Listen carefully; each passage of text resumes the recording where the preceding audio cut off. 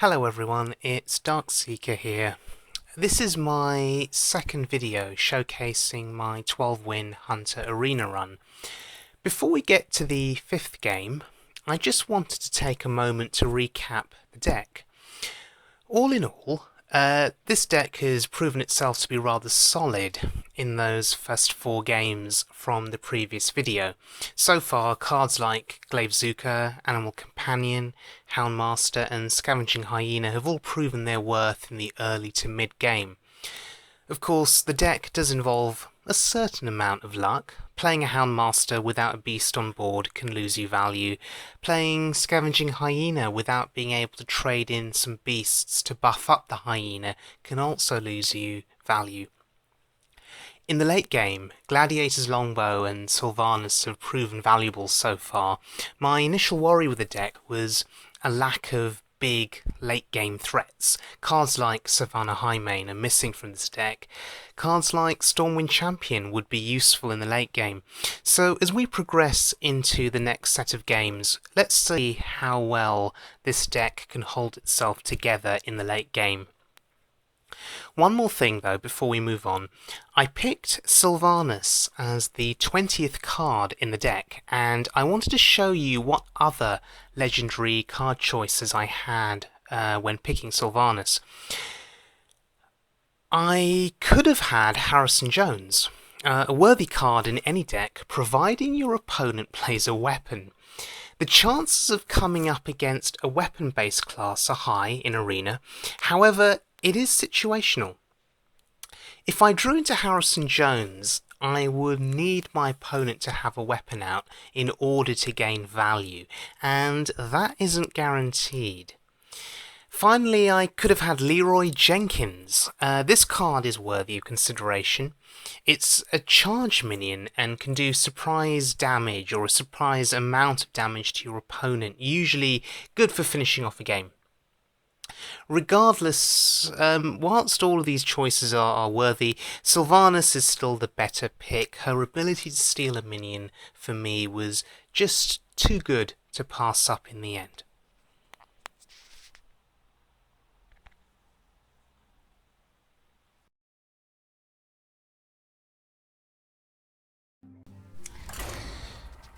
Right, so with 4 wins in the bag already, it's time to go into our 5th game. Now, in theory, the games should start to become more difficult because you become paired with opponents who have a similar score to you.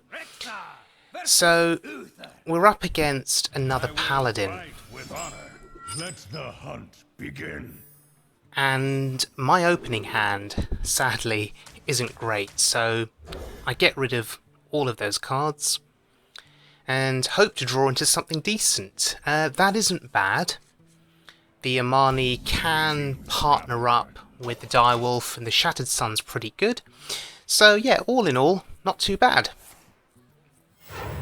My opponent does take the initiative, sadly, with the coin and plays the Shielded Minibot. Probably the best 2-drop card to play first in Arena out of any class. It's a very difficult and annoying minion to get rid of because of the Divine Shield. So here, I could either play the Shattered Sun Cleric, or I could go with the Animal Companion. And I go with the Cleric purely because, after trading with the 1-1, the Minibot can't really contest my 6-3 Amani Berserker, so I'm placing a lot of value on the Berserker here, so my opponent makes the sensible trade, I think, with the 3-2, which I'm okay about losing. The trade does get rid of the Divine Shield, which is really important. My opponent is thinking about this trade though. It's not an easy decision to make, but it's the only decision. Unless there's a card that can clear the 6-3, that trade with the 3-2 had to be made. Not on my watch. And there we go, Argent Protector. We saw that card in an earlier game. So now the shielded minibot is back to being shielded. I play Animal Companion and I get 7 damage to the face there. I made the conscious decision not to trade into the 2-2. In my opinion, 7 damage to the face was just too good to pass up. I could get punished for it though here. The shielded minibot trades in to the Imani Berserker and my opponent has board control. Perhaps leaving Leok up though was a mistake, because currently there's a thought process in my head that says Unleash the Hounds could get some good value on this board in terms of trades. I am contemplating though playing the Direwolf as well, just to get another minion on board and to buff up the Hounds. Now, it does get me some good value. Some of the trades are awkward though, especially with the 4/4 minion on my opponent's board. I don't have a Hound that has 4 attack power. So I've got to think about what's the most efficient way of trading, and by the looks of things, trading 2 Hounds into the 4/4 seems okay. Trading 1 Hound into the 2-2 and putting Leok into the other minion. So I still have 2 minions left on board, which is fine. Powering up! Portals online! My eyes. So my opponent opts to heal. So the question now is, how do I contest those 2 minions? Well, the Shattered Sun Cleric is a decent option here. I can buff up Leok and trade Leok into the Mech Warper. It means Leok still survives, and then trade the Direwolf in to kill the Earthen Ring, and just play the Cobra for some board presence. It's turn 6, so the Cobra in some ways prevents my opponent from playing something big, unless there's a board clear here, or a way to kill the Cobra. And Avenging Wrath, wow. To have even have drafted that card, or been given the opportunity to draft that card, is huge, because as you can see, it cleared my entire board. I got unlucky, so now I'm just playing cards here. I need to get something on the board. I opted for the Shade rather than the Haunted Creeper, hoping to get some value from the Shade over the next 2 turns if I can leave it stealthed. Guardian of Kings gets played by my opponent. My opponent didn't really get the full healing value from that card there, but that's fine. So my response is simply to flood the board.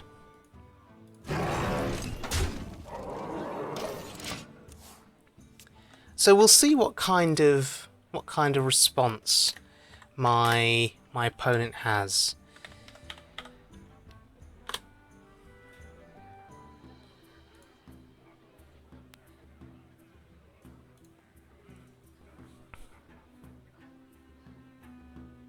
I wonder.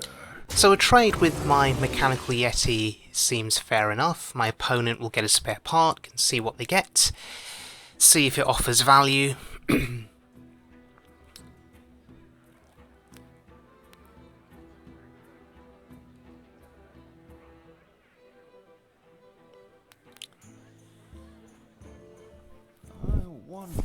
And my opponent plays Solemn Vigil. Now I was quite surprised that my opponent would use 4 mana to draw cards, as opposed to playing other cards from his hand.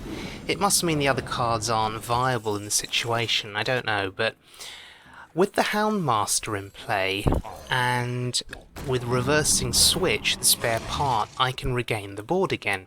So I make the trade, and I cast Reversing Switch on the Haunted Creeper, and trade in to the Guardian of Kings, and I make the decision to use the Shade, 4 damage to the face.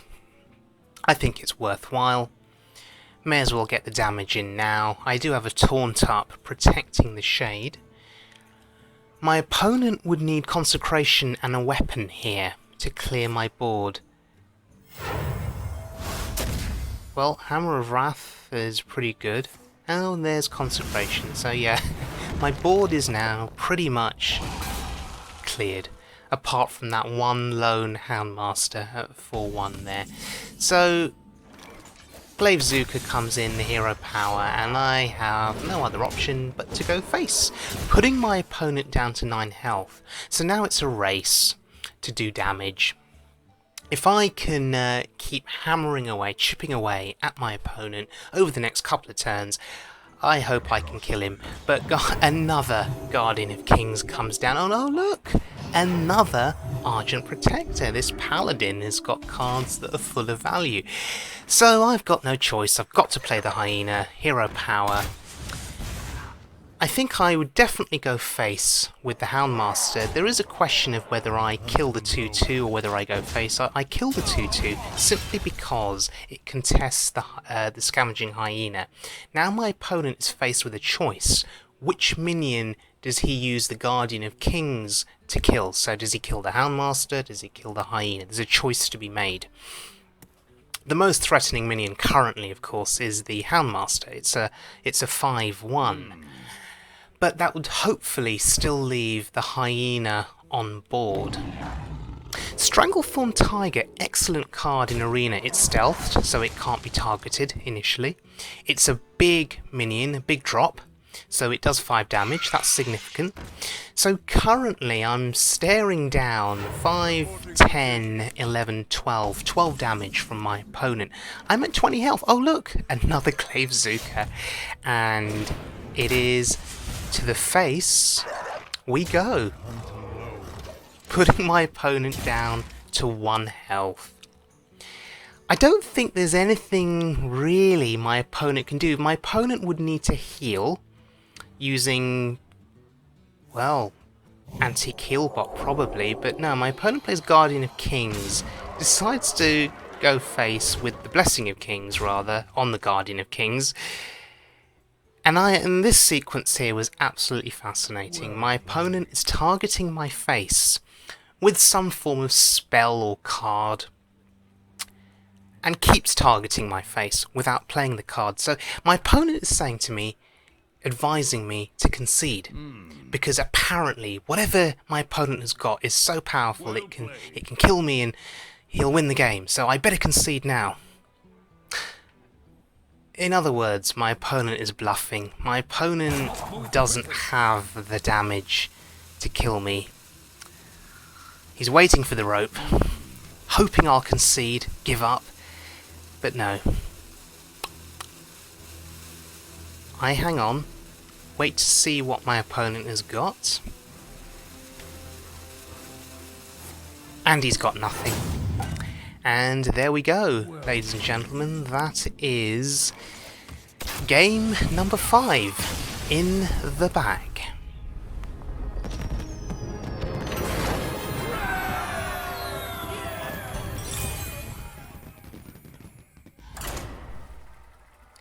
So, we're heading into our 6th game. Currently the score is 5 wins, 5-0. So we're going into our 6th game, and we'll be going up against a mage.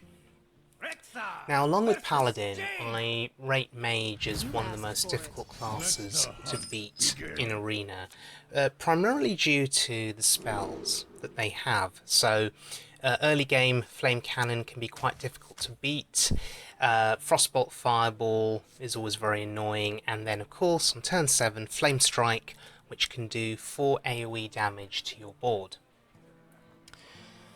So I need to be relatively cautious, I think, with how I play this.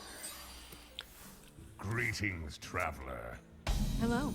So as we head into the first turn for me, I think about the River Croc, but I opt for the Haunted Creeper. It's just better against cards like Flame Cannon. Because of the death rattle on the Creeper, it would summon 2 small spiders. So it's better there in that situation. And my opponent plays the Amani Berserker. So my only option here is to put down the River Croc and go face, really. No other real choice. Both minions actually contest the Imani Berserker quite well. The Imp Master will give my opponent some level of board presence here.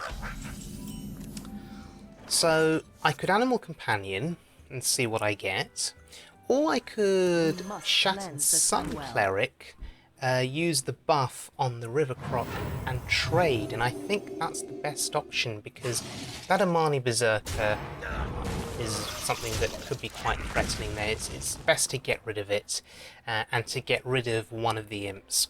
So now I've got the board.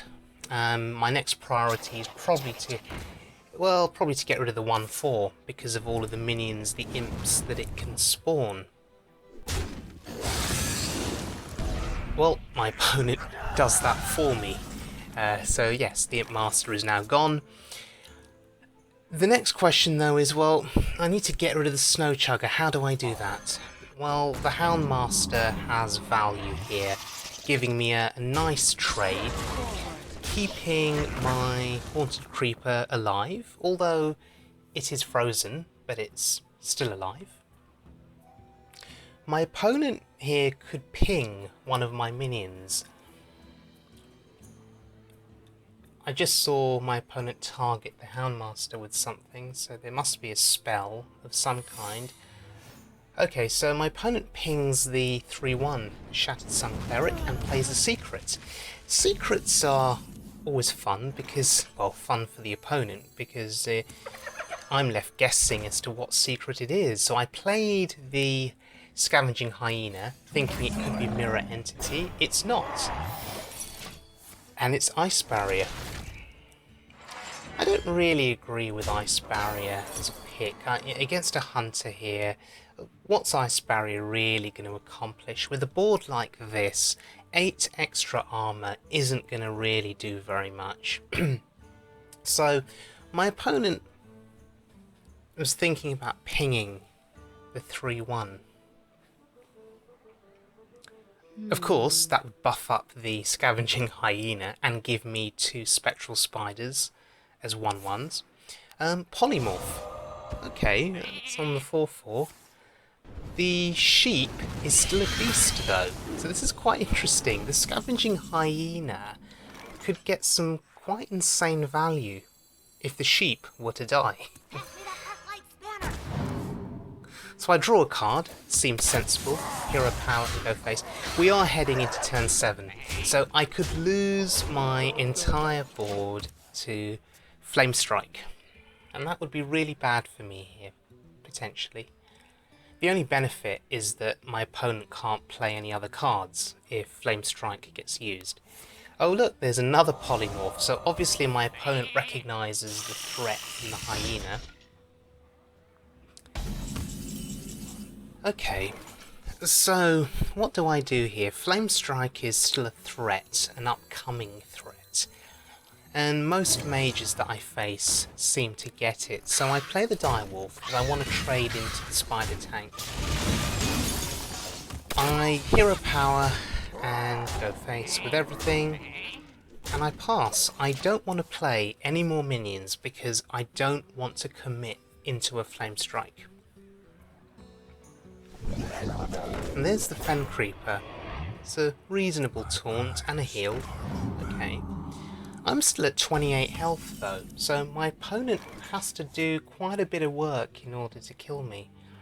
And I've got card advantage and potential board advantage, depending on how you look at things.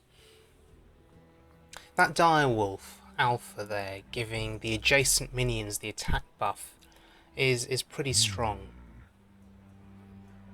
I do have Bomb Lobber, I've got Deadly Shot in my hand, so I've got different options. So the question is, what's the best way to clear the board? So I go with the Bomb Lobber. Let's just see what it hits. Well, okay, that's fine. I can use the sheep, or one of the sheep, to clear the Fen Creeper. And I go face, and that is it. That is game number 6 in the bag.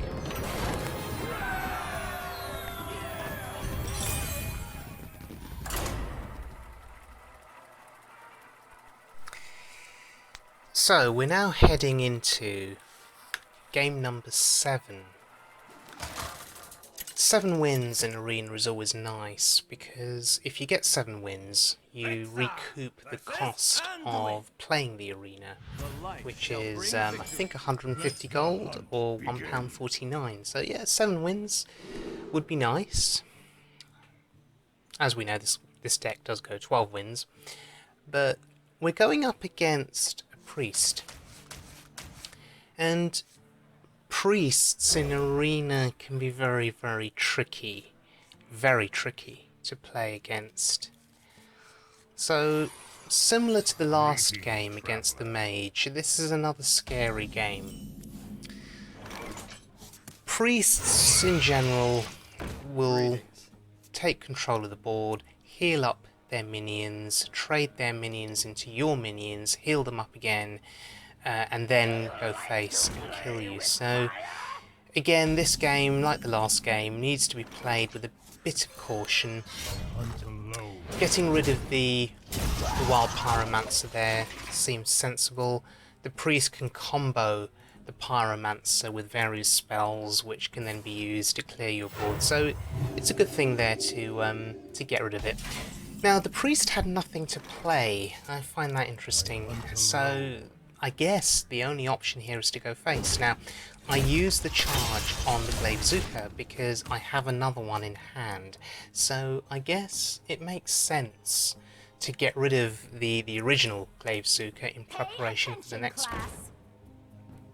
Violet Teacher is a priority to kill because it can get out of control very quickly if my opponent plays spells. For every spell that gets played, the Violet Teacher will summon a 1/1 minion. So here I prioritise clearing it. I could have used Deadly Shot to clear it, but I used the Haunted Creeper and the Glaive Zuka purely because I want to save Deadly Shot for a bigger threat, a bigger minion. I find it hard to believe that my opponent would have nothing to play on turn 5 apart from a heal. That's really bizarre. So I play the Frostwolf Warlord. It's become a 6/6, which is a significant threat. Oh, there we go. Shadow Word Death. So it looks like my opponent is reacting to me, waiting for me to play cards and then reacting accordingly with removal. So this is interesting. So I need to keep the pressure up. We can draw a card, see what we get. Cult Master is fine for later on, and we go face. Contemplating whether I use the Glaive Zuka. No, I should save the weapon charge and see what my opponent plays. Zombie Chow. How interesting. Zombie Chow is the best one-dropper potentially in the game for controlling the board and clearing minions early game. Playing it now though, I don't know how good that is. It still contests the Spectral Spiders on my board. The decision I have to make is how I want to clear this board. Now there are different ways of doing it. I decide to utilise multi-shot, just see where the damage lands. I may as well play the Blood Cell Raider now whilst I still have the Glaive Zuka in play, just to get the weapon buff, so it becomes a 4/3. And then I start clearing. So I'm tanking 4 damage to the face, but against a priest at this stage in the game I think that's okay. Kill the Zombie Chow. Oh look, and I get 5 health back from it. So there we go, the priest reacting again. Shadow Madness, taking control of my minion. Unfortunately, I think that was a mistake, because if the 2/2 gets traded into the 4/3, well, the 2/2 dies, but the 4/3 is still alive as a 4/1. So my opponent plays the Taunt, the Ironfur Grizzly, as a way of contesting the 4/1. So in this situation, again, I could have used Deadly Shot, but I wanted to save it. Let's play Cult Master, draw a card, see what we get. I want to play around Holy Nova here. So I buff up the Cult Master. So if Holy Nova were to be played, that's 2 AoE damage to the board. The Cult Master still survives. There's the heal, and again, a pass. That's really bizarre. I'm not sure what my opponent is doing. It was turn 9 and they had nothing. That's strange. So they must have something big. A big AoE board clear, something like Light Bomb, which would clear this entire board. But I take the risk and do as much damage as I can, and just waiting to see what my opponent plays. Even if Light Bomb is played here, I've still got other threats in hand. I've got the Gladiator's Longbow. It looks like my opponent is fishing for cards, and unfortunately they don't have anything of significance, and that is game number 7 in the bag.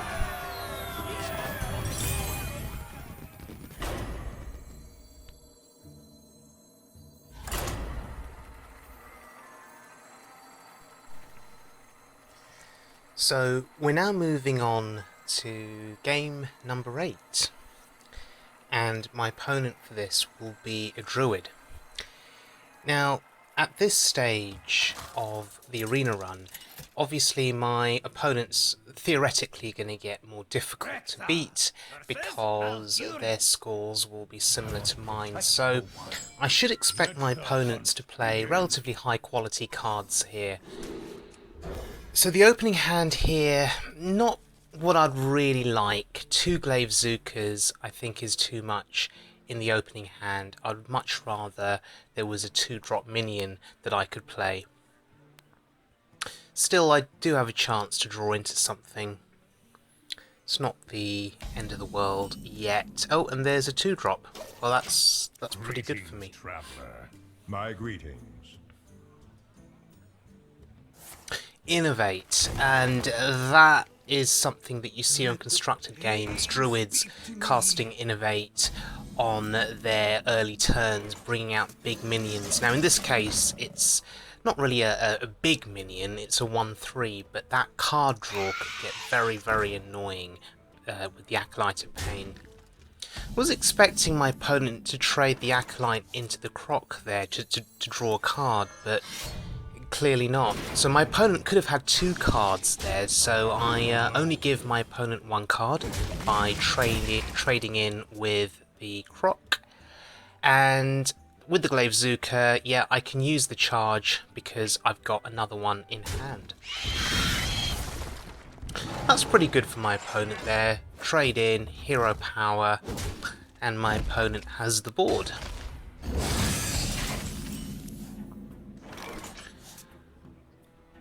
I think really the only option here is Animal Companion. It's off curve in the sense that I've not utilised 1 mana, but that's okay. Huffer was pretty decent there, managed to get some face damage in. Wow, Power of the Wild. That's good for my opponent. It saves my opponent having to tank another 4 damage from Huffer with the hero power. So now I need to play something that will contest that 4/3 Fairy Dragon. I can't kill it with the Glaive Zuka. It's got 3 health, unfortunately. I wonder.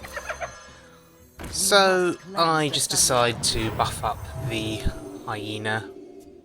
Maybe Animal Companion would have been better there, perhaps.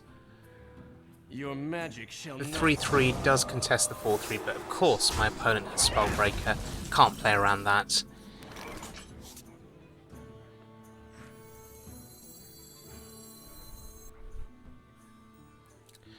So here I need to think about the best ways of trading this board.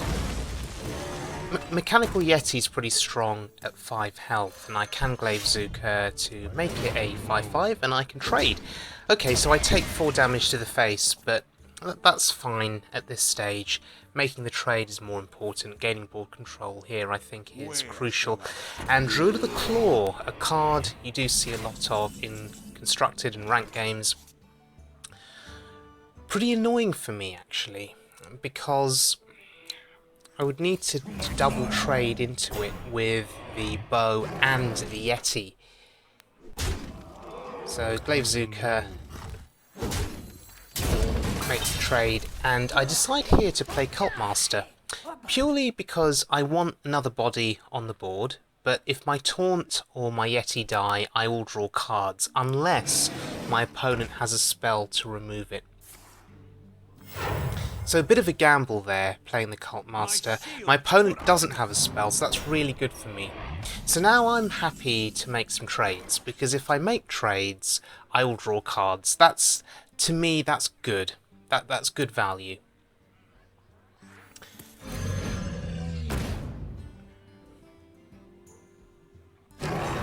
So I play the Rhino, make the trade with the Mechanical Yeti, see what spare parts I get, draw a card, and I'm happy to kill off my Rhino. In this situation, I was perhaps more concerned with preserving Misha rather than trading Misha into his minion, so I guess that's okay. Maybe there were other ways of doing that play. But I've got a decent board, and ooh, Force Tank Max, so 7/7 Divine Shield. At this stage it's worth just taking stock of how much damage there is, considering whether my opponent can kill me at any point. 7 damage is a lot, but I do have a taunt in play. So I start flooding the board here, utilising that hero power. Now I think every turn is crucial, and I go face, doing quite a significant amount of damage. Now I keep the Shade stealthed. Didn't see any point in revealing it given the damage that I do have on the rest of the board. And my opponent plays Mark of Nature. Okay, so that gives the Force Tank 11 health. The drawback of letting that Force Tank live is that if my opponent can buff it in any way, I can run into problems. And now my opponent is setting up what I would like to call Taunt City. That's quite an interesting board to get through. So luckily for me though, I've got Multi-Shot and Direwolf Alpha. Both of those cards should be able to help me get through that wall of taunts that the opponent has put up. If I didn't have those two cards, I would potentially be dead, actually, in this game, because my opponent can seize the initiative, kill my minions with those taunts, and then go face and kill me. So here, I'm very lucky to have drawn the Multi-Shot and the Direwolf. So Multi-Shot does some damage. It's now a case of just figuring out the best way to clear. Draw some cards, obviously. I need to sacrifice the Cult Master here and the Shade, unfortunately. So the ordering is important. You put the Shade in first, draw a card, and then attack with the Cult Master. And the Haunted Creeper comes down. There's that hero power, which is really important at this stage in the game. That can be a game-winning move each turn. And now my opponent is playing more big threats. So the Ironbark Protector, they're 8/8. Quite a beefy minion to get through. Oh look, the Houndmaster. And that's really good for me. It's really, really good for me. It's going to make it easier to get through the Ironbark there. Unless I want to trade my entire board in. And I think that's what I do. I sacrifice the Haunted Creeper, and of course it buffs up the Hyena, trade the Hyena. Now I play the Houndmaster to value 2 extra damage to the face, and the hero powers. So not playing Sludge Belcher, I'd rather get my opponent down to 1 health. I think it's very difficult for my opponent to come back from this. A heal bot would be needed, armouring up wouldn't help, and that's it. That's the next game won. 8 wins in the bag.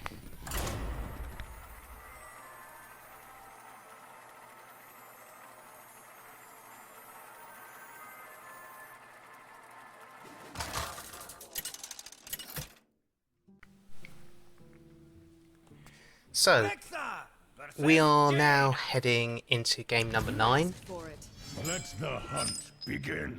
and we're going up against a mage. So I'm really looking for some 2-drops here, ideally, and I don't get any. So that hand isn't terribly good. I haven't got the coin there. Greetings, traveler. Hello.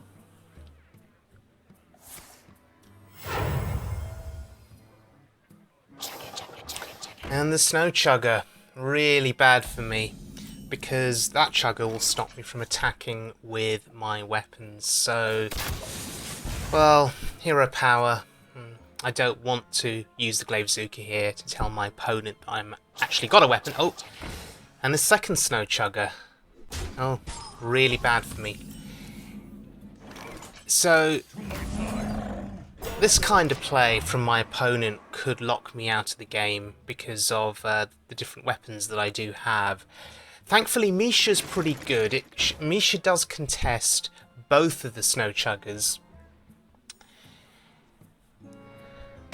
And my opponent doesn't trade, valuing the snow chugger there.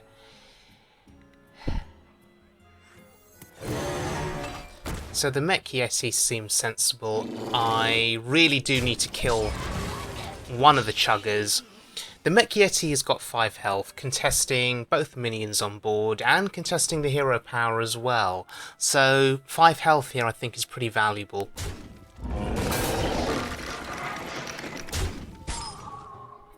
Let the pain So my opponent is interested there in drawing some cards. The question here is, what do I see as more threatening? The Acolyte of Pain, which draws cards, or the Snow Chugger that will freeze my face turn after turn? So a few decisions to make here, and some options that I can utilise here as well. I've got Unleash the Hounds, Glaivezooka, I've got the Bomb Lobber, I've got Sludge Belcher. Different options. And I'm contemplating the Hyena there, perhaps with Unleash the Hounds. It's perhaps a strong play in terms of buffing up that Hyena. Will draw attention to the Hyena, taking my opponent's attention away from my face, so, you know, helping me to minimise face damage. So I do go with the Hyena Unleash play. Sacrificing all of my hyenas, all of my hounds, to make the Hyena an 8/5, so it becomes a big target now for my opponent. And that is really good for my opponent. Really lucky there. Really, really lucky. But it does seem that play with the Hyena could allow me to get board control back. So I use my own Bomb Lobber, taking out his Bomb Lobber, and now I've got 2 minions on board at reasonable health levels. It's not too bad. The thing to note here is I've got 2 Glaivezookas in my hand. That does represent a fair amount of damage. So the 3/6 taunt gets played.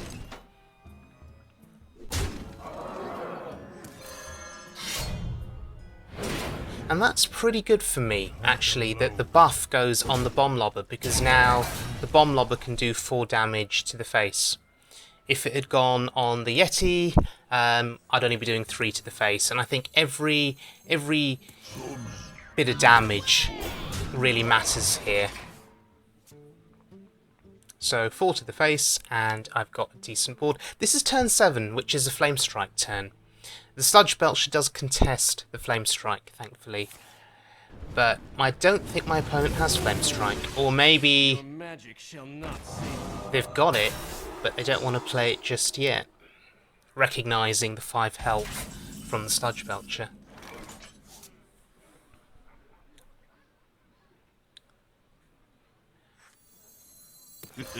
It's time for a little blood.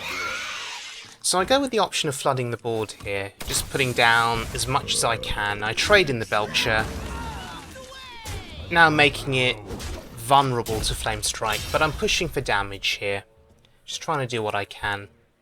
So even if the board is Flame Striked, the Haunted Creeper will spawn 2 Spectral Spiders, so that's okay, I guess. And there it is, Flame Strike. But on turn 8, so not utilising mana efficiently there, but the Flame Strike did its job. So now I've just got to race my opponent, push for as much damage as I can, and Huffer will help me push for a significant amount of damage. So there I go, to the face, and that is precisely lethal. Wow. So this deck is really demonstrating the power of Hunter here, just dealing out damage very quickly and ending these games quite swiftly.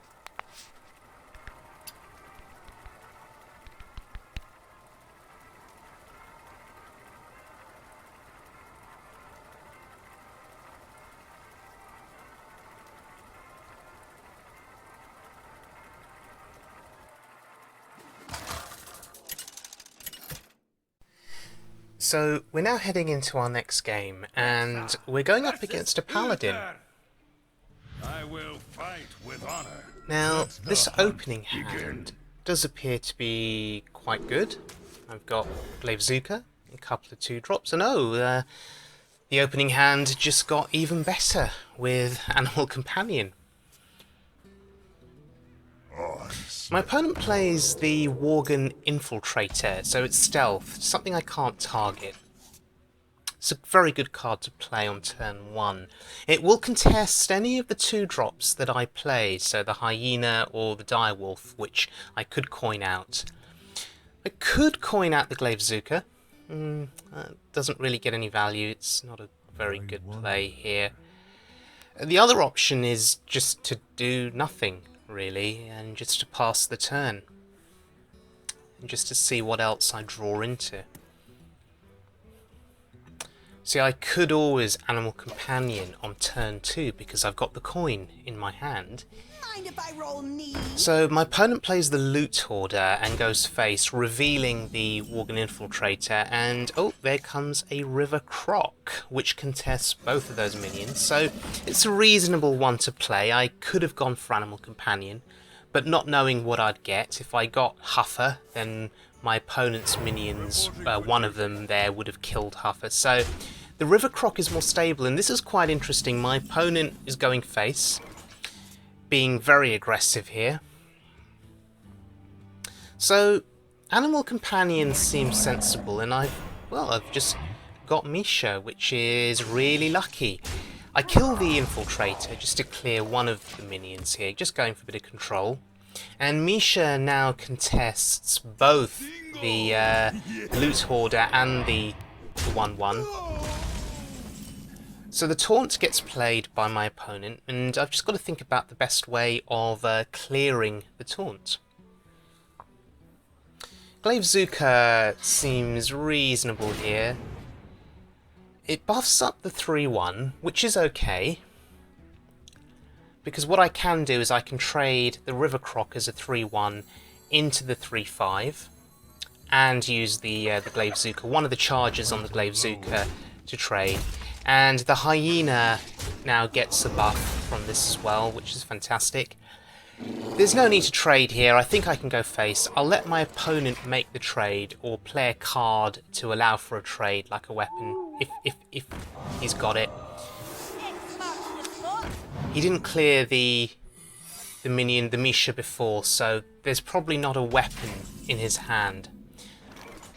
So my opponent has got some low health minions on the board there. I've got various options I can utilise here. I've got Unleash the Hounds, Animal Companion. Unleash seems sensible. A secret was played, and I need to check what the secret was. Now, most of the time it tends to be Avenge, and if I was a betting man I would bet on Avenge. Now in this case it was Noble Sacrifice, so I clearly would have lost that bet. But clearing out that secret was very important. And now I can make some trades on the board, use the Glaivezuka. There's a clean trade with the hyena. May as well kill the loot order, and now just go face. So there's actually a lot of damage that I could deal out to my opponent. My opponent plays the Sky Golem, which is a very good card, but quite slow in this situation. So now I just play the Glaivezuka, and I need to make the decision: do I trade? Do I not trade? In this case, I don't trade, I just go face. I play the Frostwolf Warlord. It becomes a 7/7. That's really threatening to my opponent, and because of that play, I think it means I could just go face. So my opponent needs Equality Consecration here. Makes the trade, sees what he gets, it's not a taunt, and that's it. That is game number 10 in the bag. 2 more to go.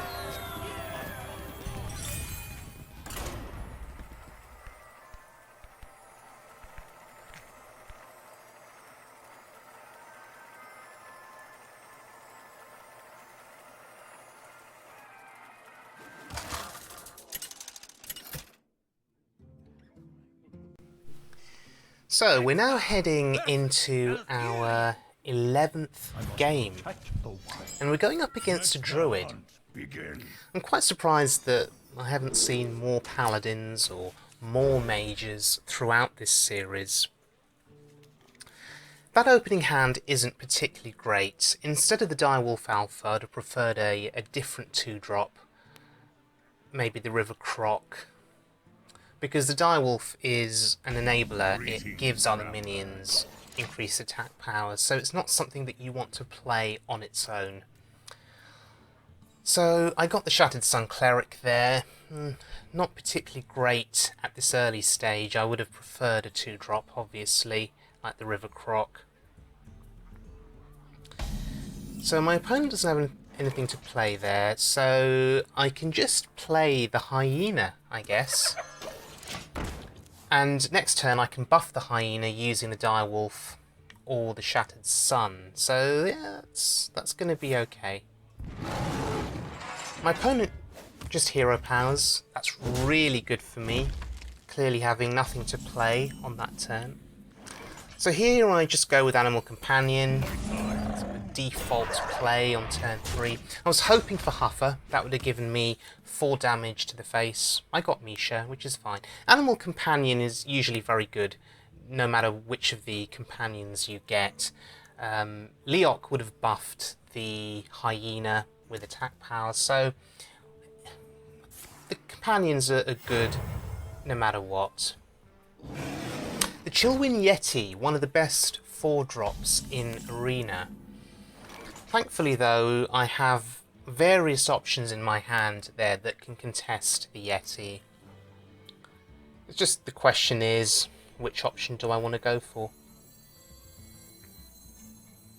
The Houndmaster seems sensible because it will kill off the Yeti and Misha will remain at 2 health. So the hero power from my opponent isn't enough to clear Misha because it's at 2 health rather than 1. So I've got quite a threatening board. We're on turn 4 and this is looking pretty good for me.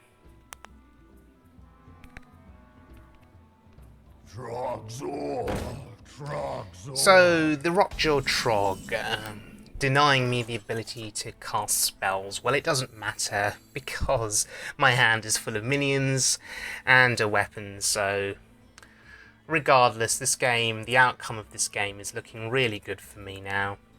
Just need to decide how I want to clear the Trog.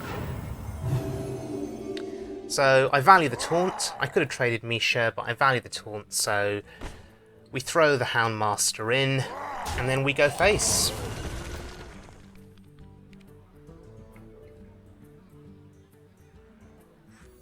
With the Direwolf played, of course, just to give me a bit of extra damage, get another minion on the board.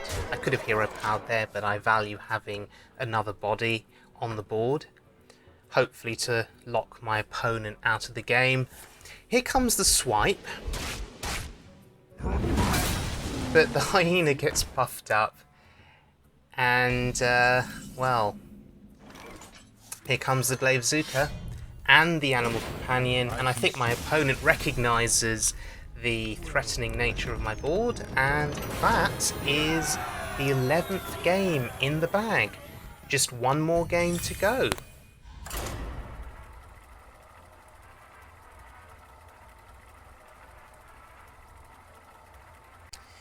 Right, so we're heading into our final game now, so a bit of hype here.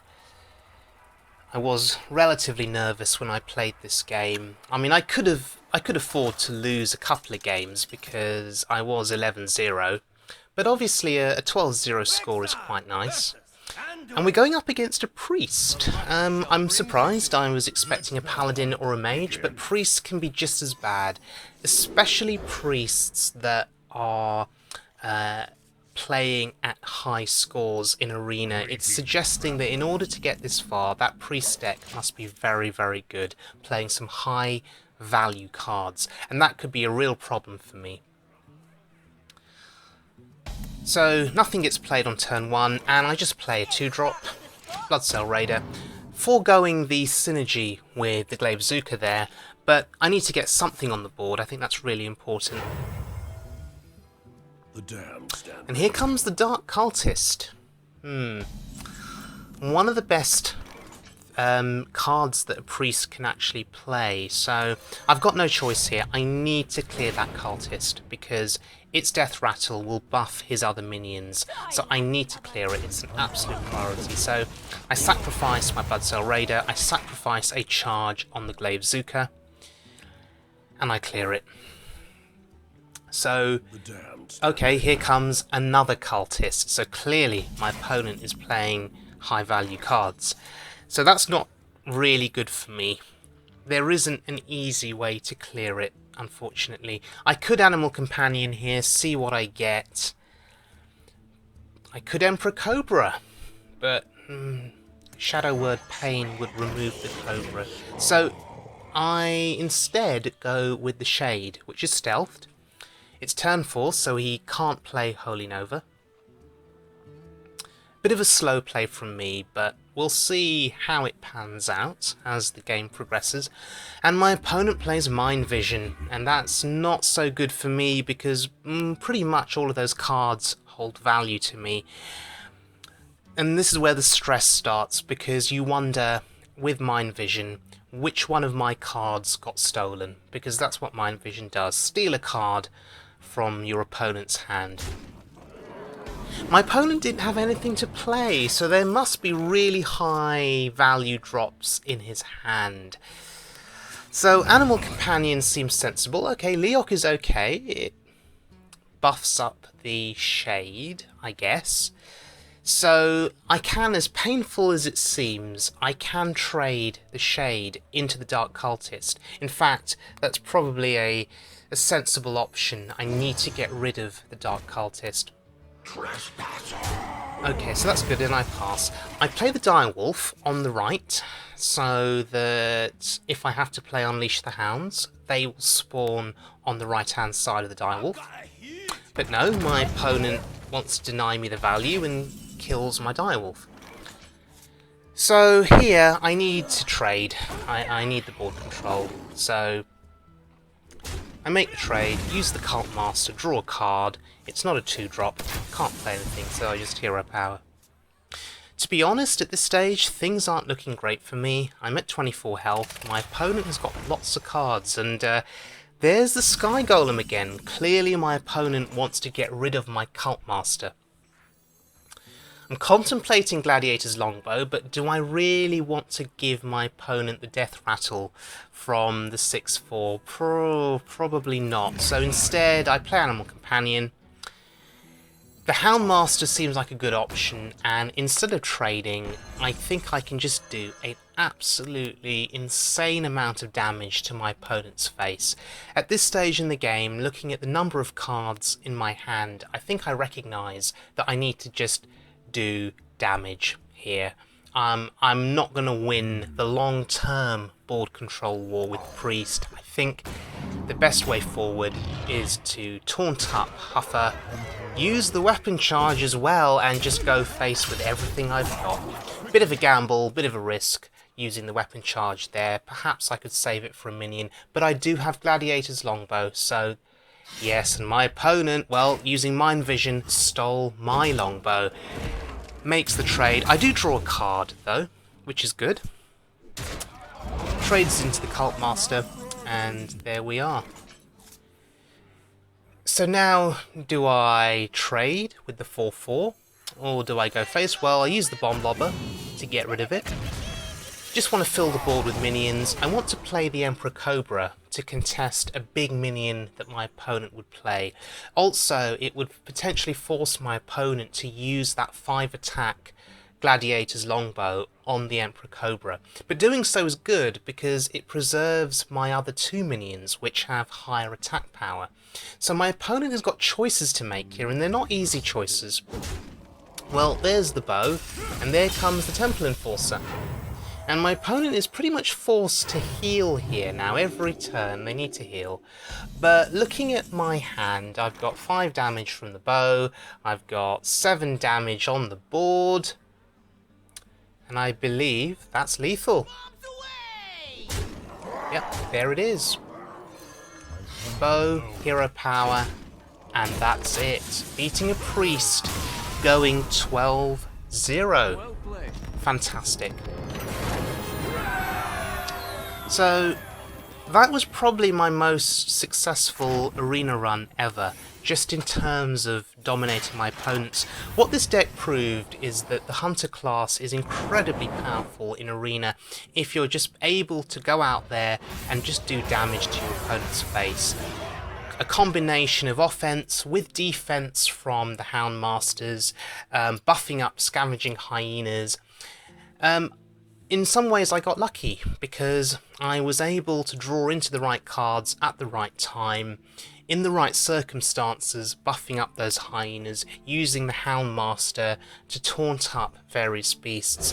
So there was quite a bit of luck involved, and I took a few gambles, a few risks by going face and just doing lots of damage.